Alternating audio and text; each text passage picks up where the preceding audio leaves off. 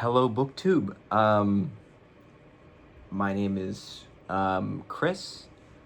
I am coming at you from Cleveland, Ohio. And this is my first booktube video. So I hope that you're generous with me. I'm not used to talking on camera. And I'm not used to talking to an audience of people that doesn't exist. So you'll have to give me a minute to acclimate myself to that. But I decided to film a video, and I decided to start doing booktube. I'm gonna try and actually look in the camera. Sorry. But I started to, I thought about doing booktube because I'm an avid booktube watcher. I really enjoy watching booktube, particularly, of course, Steve Donahue. And Steve Donahue's videos are always there. You know, he uploads so consistently, so it's very easy to watch him. And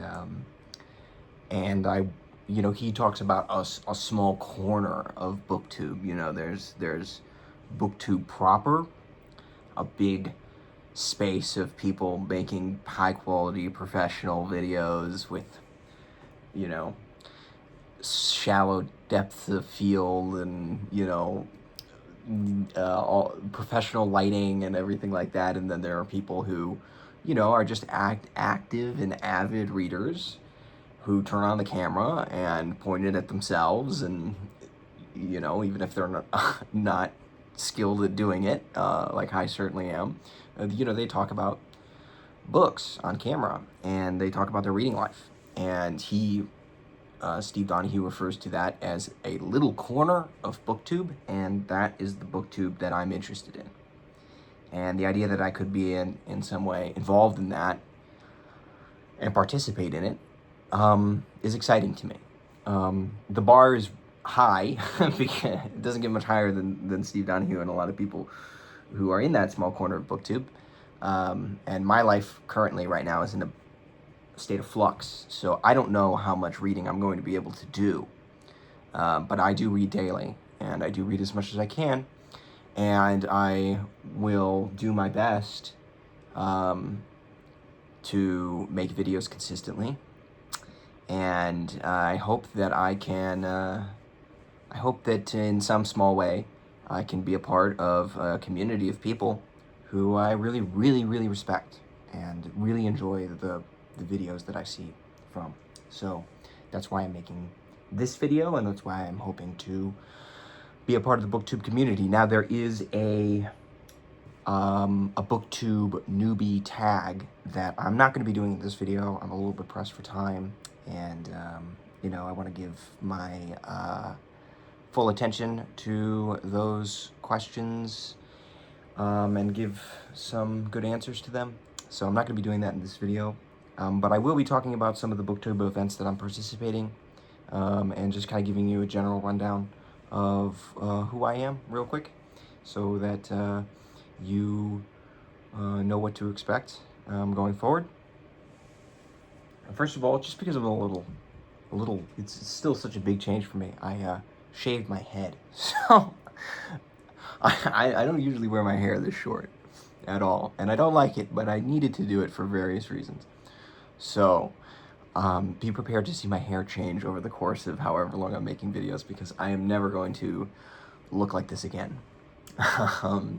So the second thing is, very ostentatiously in the background, I should just point out, I have these posters here.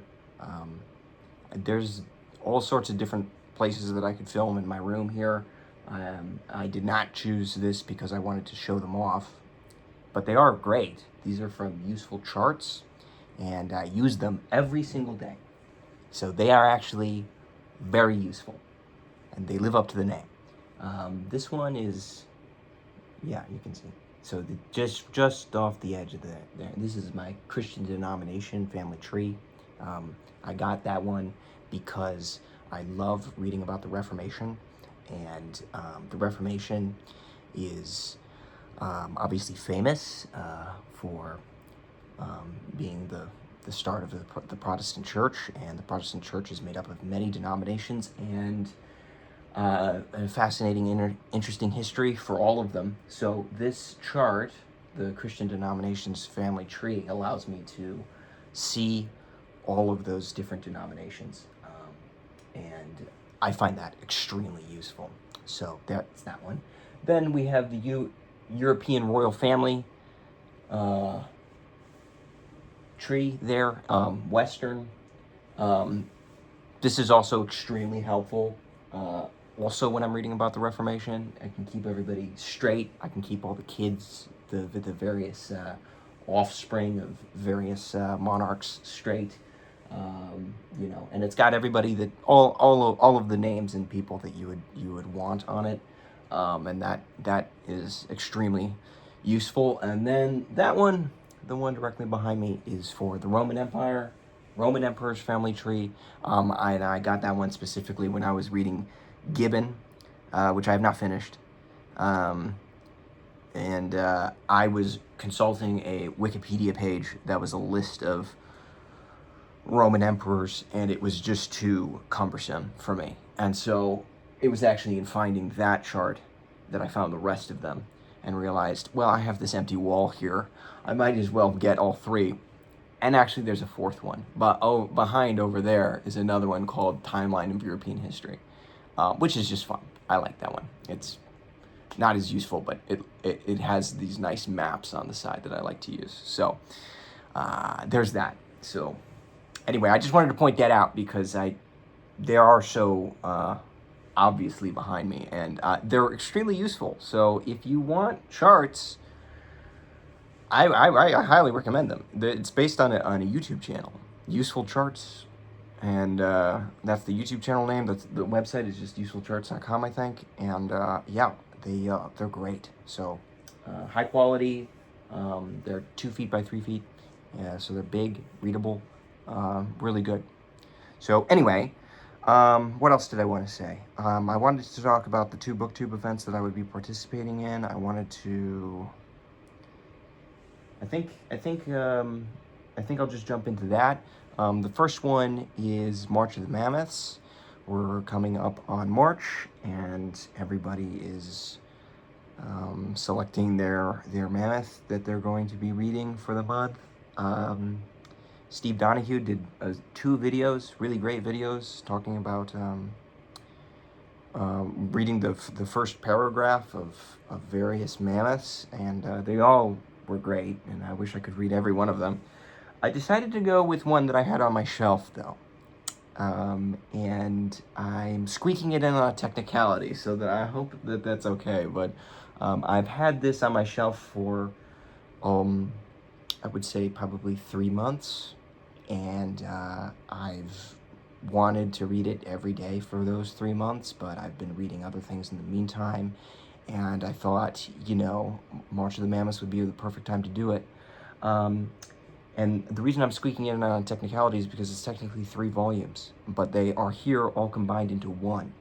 So it's this nice big single volume of Trotsky,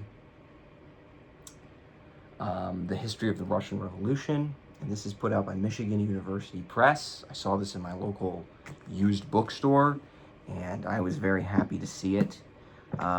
There's a bunch of different editions online, but this one is just, this is printed so well, and it's held up. I mean, this is the Max Eastman translation.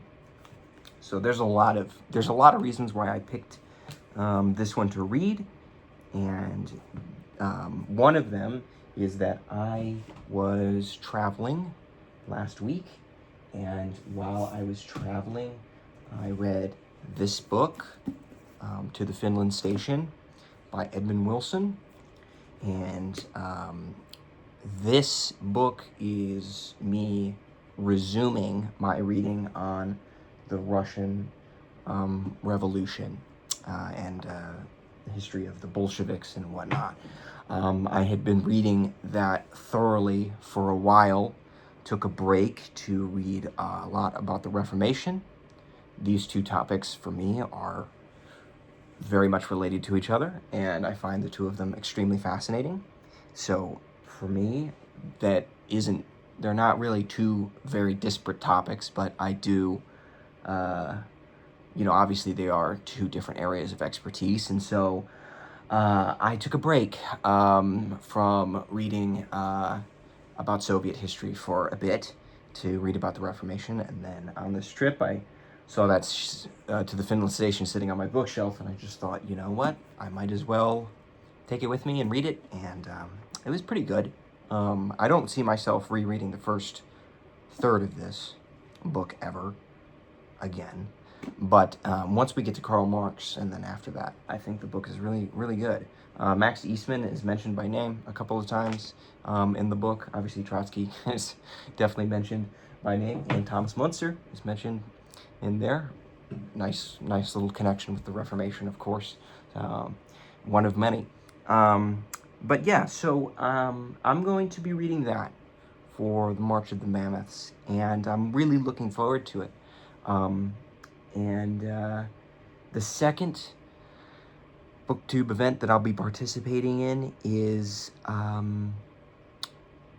Randy Ray, the Lone Star Book Club, from March through December, 10 books, one a month, and I'm really looking forward to that. The first book is, I believe it's called The Getaway by Jim Thompson, a book I've never heard of, by an author I've never heard of. So that'll be interesting. And I'm reading it. I'm going along with the booktube event for a lot of reasons. One, I like Randy's channel a lot, and two, I like the selection of books a lot. And one of those books that was the most intriguing is we'll eventually get to Lonesome Dove, which I've never heard anything bad about. I've never heard anybody say a bad word about Lonesome Dove, and I would be reading Lonesome Dove for the March of the Mammoths if it weren't for the Lone Star Book Club. So that's great. That's great. One extra mammoth, and then Lone Star Book, and then Lonesome Dove later in the year. So awesome, it's shaping up to be a fun year of reading. I just wanted to mention a couple other things about myself, just based on what I mentioned. I do like to read a lot of history, and I do like to read a lot of nonfiction. That didn't used to be the case. When all throughout college, I read almost exclusively fiction. I enjoyed fiction a lot more. Now I have a shockingly little appetite for it. I know why that is, but it's a little disconcerting because I used to love it so much, and now I just can't bring myself to turn away from all of the nonfiction that I've been reading. I just love it. I just love reading about. I find that I can participate in what I'm reading a lot more, because all you really need to do is read one book of nonfiction on one topic, and then the next book that you read in that topic, you will have some kind of conversation with, because you'll know a little bit more about it, and you'll be able to play off of what that book is saying. And I love that. I felt like with fiction, I was always standing up away and outside and apart from what I was reading, because every book that I read was like brand new. And that's partly my fault too, because I was reading a lot of literary fiction, and literary fiction is, much more free form in terms of what you can expect from each book is really hard to nail down. All I mean to say is that if I was reading a lot of mystery novels, let's say, then I could form a much more, regimented syllabus or something like that for being able to judge critically what I was reading. But when you're reading, I don't know, William T. Vollmann, and then later you're reading Virginia Woolf, and then you're reading, Mary Shelley, or, whatever. It's like these books are so disparate in terms of what they're trying to do that you really start from scratch with each novel that you pick up. At least I felt. So reading about the Reformation, say, and reading about, Erasmus, Martin Luther, I have in my head, a vision of who these people are. And when I encounter things that add to that, I am extremely happy about it. When I encounter things that I disagree, I can actually disagree. And it makes me feel like I'm participating in what I'm reading. And so I guess the theme for today's video is participation, because that's why I'm making this video in the first place. There's something I want to participate in, and that's booktube. I'll get into it more in later videos, and you won't get you'll probably get sick of me. You'll probably get sick of me, because I'm going to upload probably more than I should. But I've felt I've gone through a lot of changes in my life recently. A lot of ups and very, very, very, very overwhelming downs recently. And I'll get into that. I'm not trying to be some sort of secretive person. And I think that's my point with making videos, is that I just want to kind of break out of my shell a little bit. This is very important to me. Reading is very, very important to me. And I don't talk about it with people, and I don't talk about it enough. And so I want to get better at that, and I want to do it more often. I'm very private with what I read, because I've noticed that when I start talking about what I read, I don't like the way I sound. I don't sound as enthusiastic as I am, right? I'm very enthusiastic about what I read, but when I start talking about it, I become kind of like this, kind of, monotone, and I don't like that. I want to get more comfortable with being in my head. I pick up a book and I read it. I'll pick up this one, for example. Oh, shoot. The Reformation by Will Durant, which I just got done reading. And there were times when I was reading this that I was so excited. The book got me so excited. And I want to be able to share that, because there's more to it. Somebody might look at that and think, well, it's boring. It's not, this isn't fun. Why would anybody want to do that? Why would anybody want to read that? And I'd like to be able to share at least one person's perspective, my perspective, on why it's fun, why reading a book like that is great, why it's worth celebrating, why it's worth owning, why it's worth sharing with people. And that's what other booktubers have been able to do with me.